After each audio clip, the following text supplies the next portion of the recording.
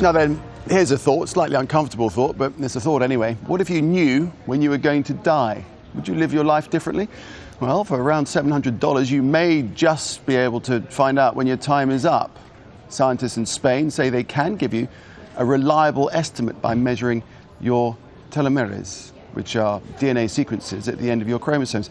As your cells change, they get shorter and shorter. Measuring those telomeres could reveal how much you've aged and how much more aging your body can take. That's a theory. You will be able to take the blood test in the United Kingdom later this year.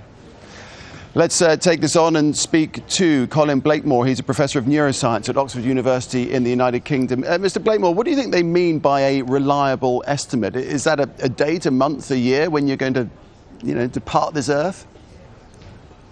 Well, I think that's very implausible. I'm not quite sure what the commercial literature will say, but this test can only give an indication of what's called biological age as opposed to chronological age, the number of years old that you are. Biological age is a hint of your internal expectancy of living.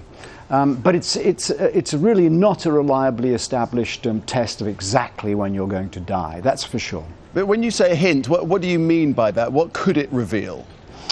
Well, it's very clear that if you're unfortunate enough to have very short telomeres, then your life expectancy is certainly affected. But there's no clear relationship beyond that between the length of your telomeres and how long you'll live. Another problem is that this is a blood test. It's measuring the lengths of telomeres in the white cells of your blood. And that's determined not just by your intrinsic biological age, but by how active the production of new blood cells has been. And that can depend on many other factors as well, particularly recent infections, because infections cause a turnover in white blood cells. So this test won't even measure reliably the true telomere length of the tissues of the body, whatever you think of the reliability of that information in telling you about when you're going to die. Okay, so you're not convinced about the viability of this in the sense of this marketing of this commercial. I'm not convinced either about the reliability of this test or its ethical implications. It could be deeply worrying if people believe that they can easily get access to their likelihood of dying. But couldn't it? We know very well there are lots of other.